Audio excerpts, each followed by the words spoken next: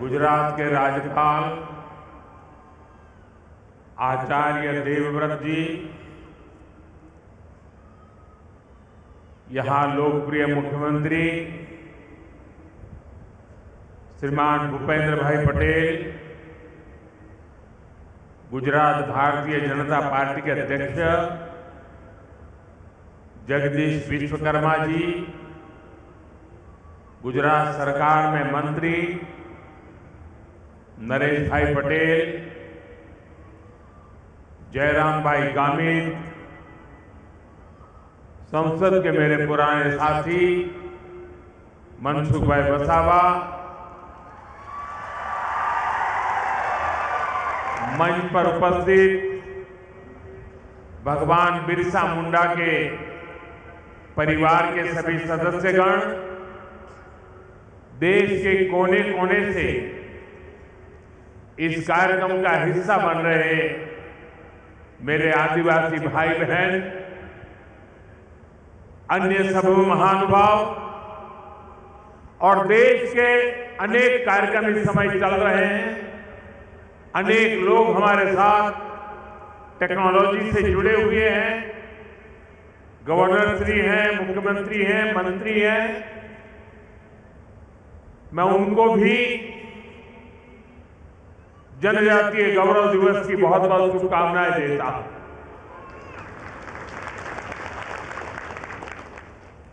हम तो मारे तुम्हारी पास आओ गुजराती बोलવાનું હોય,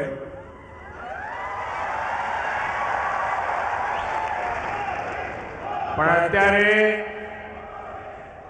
સમગ્ર દેશના લોકો આપણા કાર્યક્રમમાં જોડાયેલા છે, એટલે તમારા બધાના આશીર્વાદ અને અનુમતિથી હવે મારે વાત હિન્દીમાં જ કરવી પડશે। मां नर्मदा की ये पावन धरती आज एक और ऐतिहासिक आयोजन की साक्षी बन रही है। अभी 31 अक्टूबर को हमने यहां सरदार पटेल की 150वीं जयंती मनाई। हमारी एकता और विविधता को सेलिब्रेट करने के लिए भारत पर्व शुरू हुआ और आज भगवान बिरसा मुंडा की 150वीं जयंती के इस भव्य आयोजन के साथ हम भारत पर्व की पूर्णता के साक्षी बन रहे हैं। मैं इस पावन अवसर पर भगवान बिरसा मुंडा को प्रणाम करता हूं। आजादी के आंदोलन में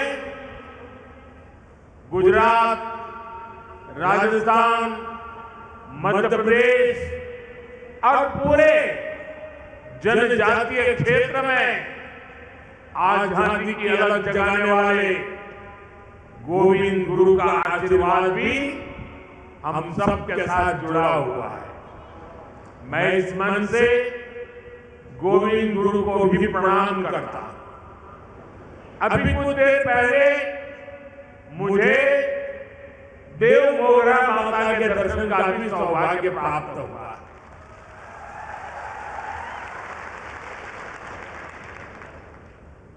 मैं मां के चरणों में भी फिर से नमन करता हूं। बहुत कम लोगों को पता होगा काशी विश्वनाथ कॉरिडोर, उसकी चर्चा होती है, उज्जैन महाकाल की चर्चा होती है, अयोध्या के राम मंदिर की चर्चा होती है, केदारनाथ धाम की चर्चा होती है। पिछले एक दशक में ऐसे कई हमारे धार्मिक ऐतिहासिक स्थानों का विकास हुआ है, लेकिन बहुत कम लोगों को पता होगा।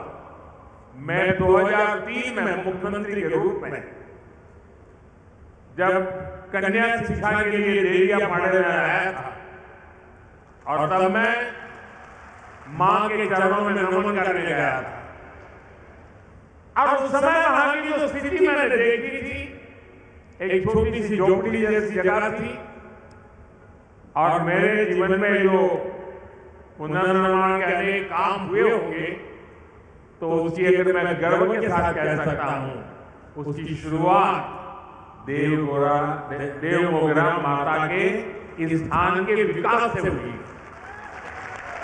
और आज जब मैं गया तो मुझे बहुत अच्छा लगा कि लाखों की तादाद में हम लोग वहां आते हैं। मां के प्रति अपार श्रद्धा, खासकर हमारे जनजातीय बंधुओं में। साथियों, डेलियापाड़ा और सागवाड़ा का एक क्षेत्र कबीर जी की शिक्षाओं से प्रेरित रहा। और मैं तो बनारस का सांसद हूं, और बनारस यानी संत कबीर की धरती, इसलिए संत कबीर का मेरे जीवन में एक अलग स्थान स्वाभाविक है। मैं इस मंच से उन्हें भी प्रणाम करता हूं। साथियों, आज यहां देश के विकास और जनजातीय कल्याण से जुड़े कई प्रोजेक्ट का लोकार्पण और शिलान्यास हुआ। पीएम जनमन और अन्य योजनाओं के तहत यहां 1 लाख परिवारों को पक्के घर दिए गए हैं। बड़ी संख्या में एकलव्य मॉडल स्कूलों और आश्रम स्कूलों का लोकार्पण एवं शिलान्यास किया गया। बिरसा मुंडा ट्राइबल यूनिवर्सिटी में श्री गोविंद गुरु चैन की स्थापना भी हुई है।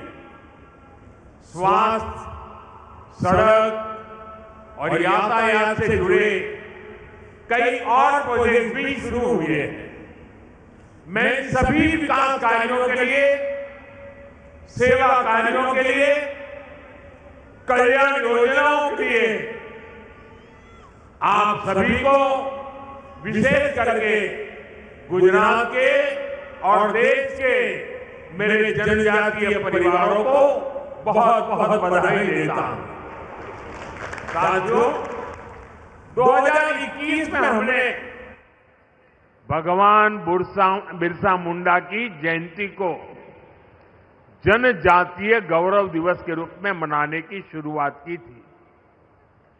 जनजातीय गौरव हजारों वर्षों से हमारे भारत की चेतना का अभिन्न हिस्सा रहा है। जब जब देश के सम्मान, स्वाभिमान और स्वराज की बात आई, तो हमारा आदिवासी समाज सबसे आगे खड़ा हुआ। हमारा स्वतंत्रता संग्राम इसका सबसे बड़ा उदाहरण है। आदिवासी समाज से निकले कितने ही नायक नायिकाओं ने आजादी की मशाल को आगे बढ़ाया।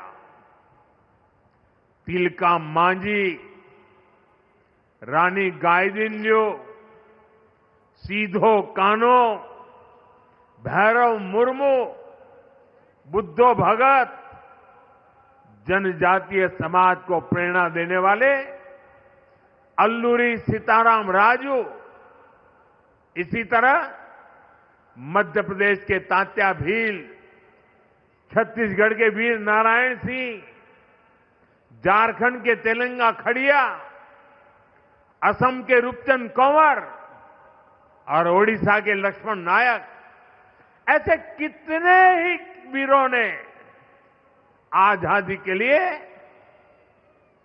अपार त्याग किया, संघर्ष किया, जीवन भर अंग्रेजों को चैन से बैठने नहीं दिया। आदिवासी समाज ने अनगिनत क्रांतियों की आजादी के लिए अपना लहू बहाया। साथियों, यहां गुजरात में भी जनजातीय समाज के ऐसे कितने ही शूरवीर देशभक्त हैं। गोविंद गुरु जिन्होंने भगत आंदोलन का नेतृत्व किया, राजा रूपसिंह नायक जिन्होंने पंचमार में ब्रिटिश सरकार के खिलाफ लंबी लड़ाई लड़ी, मोतीलाल तेजावत जिन्होंने एक ही आंदोलन चलाया, और अगर आप पाल चितरिया जाएंगे तो सैकड़ों आदिवासियों की शहादत का वहां स्मारक है। जलियांवाला बाग जैसी वो घटना साबरकांठा के पाल चितरिया में हुई थी। हमारी दसरी बेन चौधरी जिन्होंने गांधी जी के सिद्धांतों को आदिवासी समाज तक पहुंचाया। स्वतंत्रता संग्राम के ऐसे कितने ही अध्याय जनजातीय गौरव और आदिवासी शौर्य से रंगे हुए हैं। भाइयों बहनों, स्वतंत्रता आंदोलन में ट्राइबल समाज के योगदान को हम भुला नहीं सकते हैं, और आजादी के बाद यह काम होना चाहिए था, लेकिन कुछ ही परिवारों को आजादी का श्रेय देने के मोह में मेरे लक्षावधि आदिवासी भाई बहनों की त्याग, तपस्या, बलिदान को नकार दिया गया। और इसलिए 2014 के पहले देश में कोई भगवान बिरसा मुंडा को याद करने वाला नहीं था। सिर्फ उनके अगल बगल के गांव तक पूछा जाता था। हमने उस परिस्थिति को बदला। क्यों? हमारी अगली पीढ़ी को भी पता होना चाहिए कि मेरे आदिवासी भाई बहनों ने हमें कितना बड़ा तोहफा दिया है, आजादी दिलवाई है। और इसी काम को जिंदा करने के लिए, आने वाली पीढ़ी को स्मरण रहे इसलिए हमने देश में कई ट्राइबल म्यूजियम बनाए जा रहे हैं। यहां गुजरात में भी राजपीपला में ही 25 एकड़ विशाल ट्राइबल म्यूजियम के लिए जमीन पर बहुत बड़ा म्यूजियम आकार ले रहा है। अभी कुछ दिन पहले मैं छत्तीसगढ़ भी गया था। वहां भी मैंने शहीद वीर नारायण सिंह जनजातीय संग्रहालय का लोकार्पण किया था। वैसे ही रांची में जिस जेल में भगवान बिरसा मुंडा रहे, उस जेल में अब भगवान बिरसा मुंडा को और उस समय की आजादी के आंदोलन को लेकर के एक बहुत भव्य म्यूजियम बनाया गया है। साथियों, आज श्री गोविंद गुरु उनके नाम से एक चेयर जनजातीय भाषा संवर्धन केंद्र के रूप में उसकी स्थापना की गई है। यहां भील, गामित, वसावा, गरासिया, कोंकणी, संथाल, राठवा, नायक, डबला, चौधरी, कोकणा, कुंभी, वर्ली, डोडिया, ऐसी सभी जनजातियों की उनकी बोलियों पर अध्ययन होगा। उनसे जुड़ी कहानियां और गीतों को संरक्षित किया जाएगा। जनजातीय समाज के पास हजारों वर्षों के अनुभवों से सीखा हुआ ज्ञान का अपार भंडार है। उनकी जीवन शैली में विज्ञान छिपा है। उनकी कहानियों में दर्शन है। उनकी भाषा में पर्यावरण की समझ है। श्री गोविंद गुरु चेयर इस समृद्ध परंपरा से नई पीढ़ी को जोड़ने का काम करेगी। साथियों, आज जनजातीय गौरव दिवस का यह अवसर हमें उस अन्याय को भी याद करने का अवसर देता है जो हमारे करोड़ों आदिवासी भाई बहनों के साथ किया गया। देश में 6 दशक तक राज करने वाली कांग्रेस ने आदिवासियों को उनके हाल पर छोड़ दिया था। आदिवासी इलाकों में कुपोषण की समस्या थी, स्वास्थ्य सुरक्षा की समस्या थी, शिक्षा का अभाव था, कनेक्टिविटी का तो नामो निशान नहीं था। ये अभाव ही एक प्रकार से आदिवासी क्षेत्रों की पहचान बन गई थी और कांग्रेस सरकारें हाथ पर हाथ धरकर बैठी रही। लेकिन साथियों, आदिवासी कल्याण भाजपा की सर्वोच्च प्राथमिकता रही है। हम हमेशा इस संकल्प को लेकर चले कि हम आदिवासियों के साथ हो रहे अन्याय को समाप्त करेंगे, उन तक विकास का लाभ पहुंचाएंगे। देश को आजाद तो 1947 में हो गया था। आदिवासी समाज तो भगवान राम के साथ भी जुड़ा हुआ है, इतना पुराना है।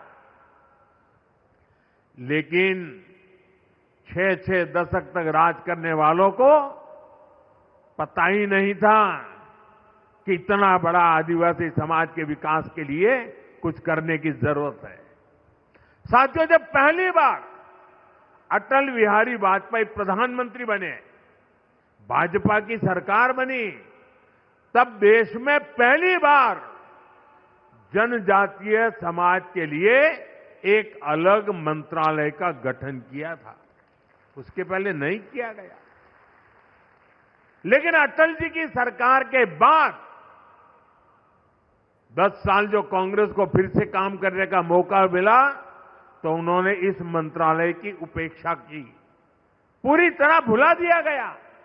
आप कल्पना कर सकते हैं, 2013 में कांग्रेस ने जनजातीय कल्याण के लिए कुछ हजार रुपए की योजना बनाई। कुछ हजार रुपए, एक जिले में 1000 रुपए से काम नहीं होता है।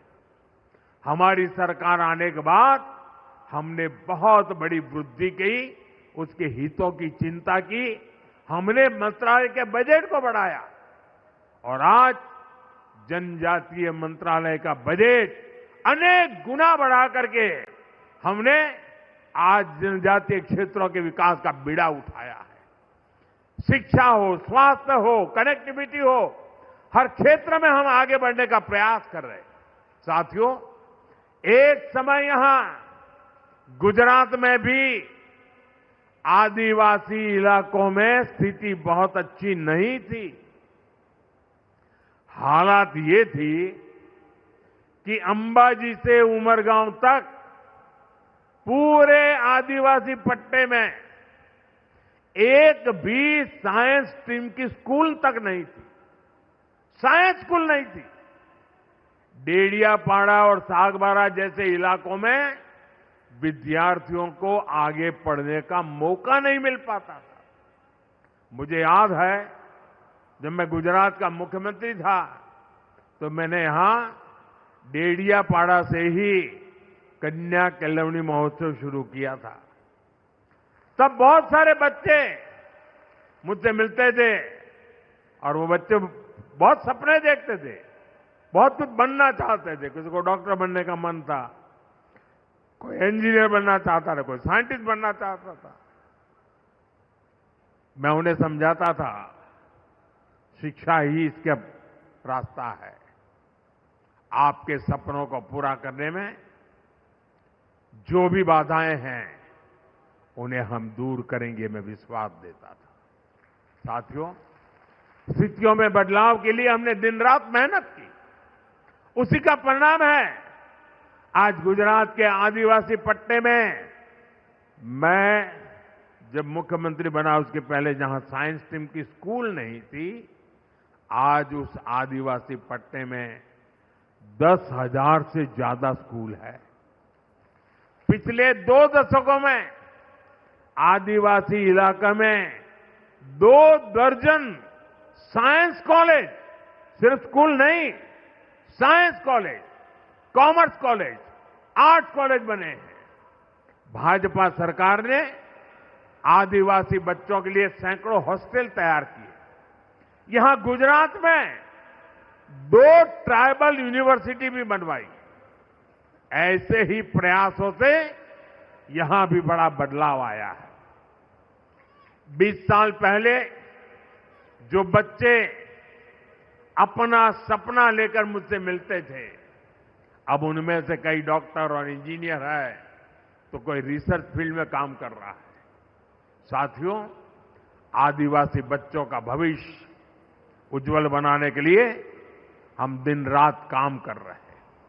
बीते 5-6 वर्षों में ही केंद्र सरकार ने देश में एकलव्य मॉडल आदिवासी स्कूलों के लिए 18,000 करोड़ रुपए से ज्यादा खर्च किए।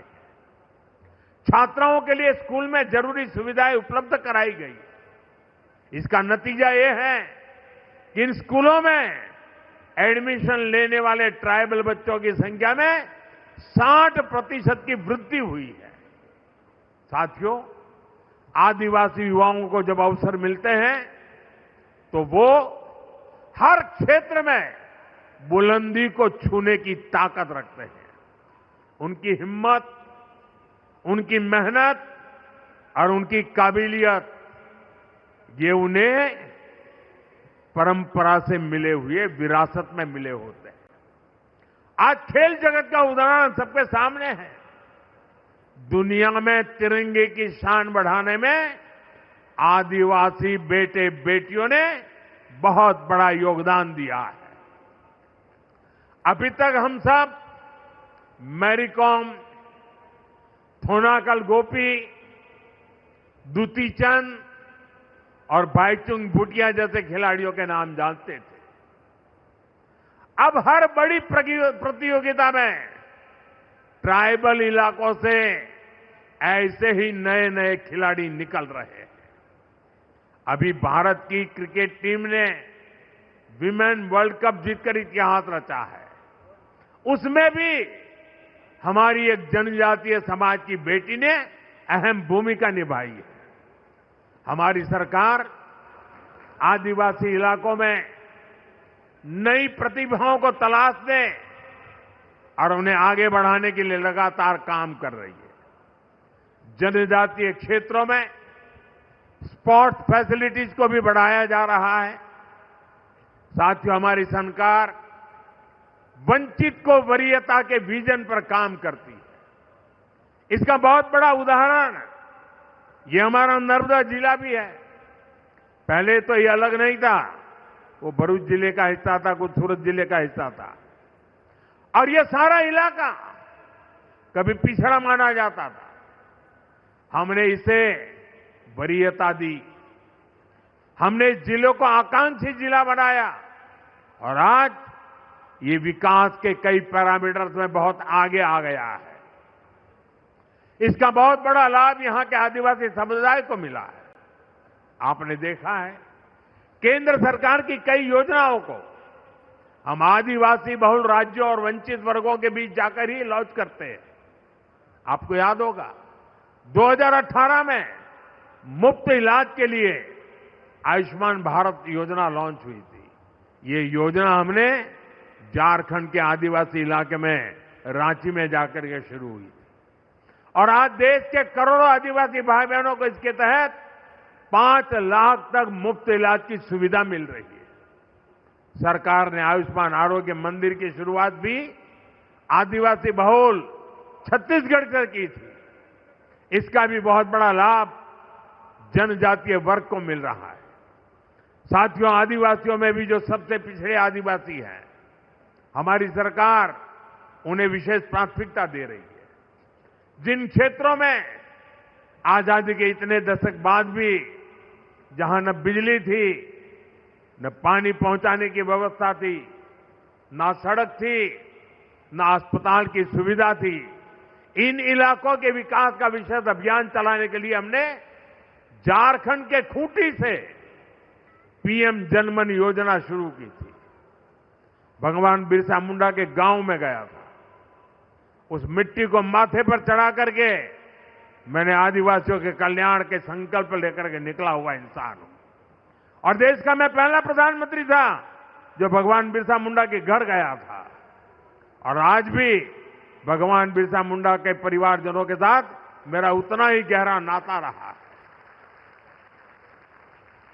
पीएम जनधन योजना पर 24,000 करोड़ रुपए खर्च किए जा रहे हैं। साथियों, धरती आबा जनजातीय ग्राम उत्कर्ष अभियान भी पिछड़े आदिवासी गांवों के विकास की नई गाथा लिख रहा है। देश भर में अब तक 60,000 से अधिक गांव इस अभियान से जुड़ चुके हैं।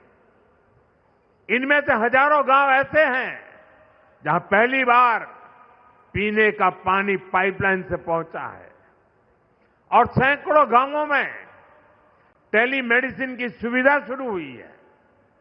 इस अभियान के तहत ग्राम सभाओं को विकास की धुरी बनाया गया है। गांवों में स्वास्थ्य, शिक्षा, पोषण, कृषि और आजीविका पर सामुदायिक योजनाएं तैयार हो रही है। ये अभियान दिखाता है कि अगर कुछ ठान लिया जाए तो हर असंभव लक्ष्य भी संभव बन जाता है। साथियों, हमारी सरकार आदिवासियों के जीवन से जुड़े हर पहलू को ध्यान में रखकर काम कर रही है। हमने वन उपज की संख्या को 20 से बढ़ाकर करीब 100 किया है। वन उपज पर एमएसपी बढ़ाई। हमारी सरकार मोटे अनाज श्री अन्न को खूब बढ़ावा दे रही है, जिसका फायदा आदिवासी क्षेत्रों में खेती करने वाले हमारे आदिवासी भाई बहनों को मिल रहा है। गुजरात में हमने आपके लिए वन बंधु कल्याण योजना शुरू की थी। इसको आपको एक नई आर्थिक मजबूती मिली। और मुझे याद है जब उस योजना को मैंने शुरू किया था तो महीनों तक अलग अलग आदिवासी क्षेत्रों से लोग मेरा धन्यवाद करने और मुझे सम्मानित करने के लिए आते। इतनी बड़ी परिवर्तनकारी थी। मुझे आज खुशी है कि भूपेंद्र भाई उस वन बंधु कल्याण योजना का विस्तार कर रहे हैं और अब उसे जनजातीय कल्याण योजना के रूप में नए विस्तृत कार्यक्रमों के साथ आपकी सेवा में प्रस्तुत किया जा रहा है। भाइयों बहनों, आदिवासी समुदायों में सिकल सेल ये बीमारी एक बहुत बड़ा खतरा रही है। इससे निपटने के लिए जनजातीय इलाकों में डिस्पेंसरी, मेडिकल सेंटर और हॉस्पिटल की संख्या बढ़ाई गई है।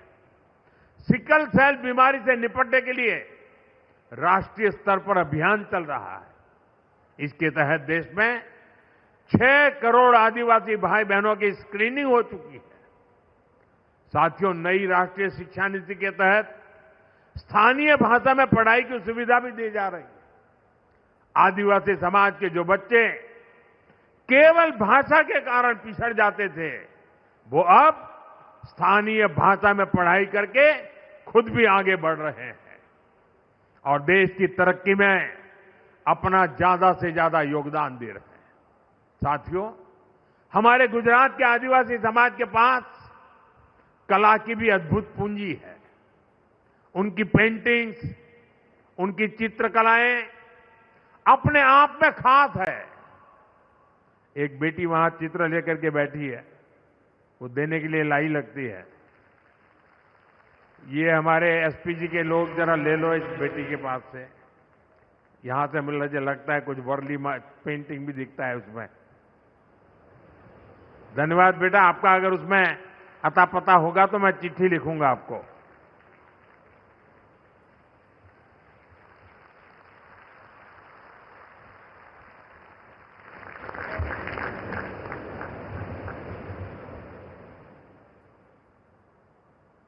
बहुत बहुत धन्यवाद बेटा।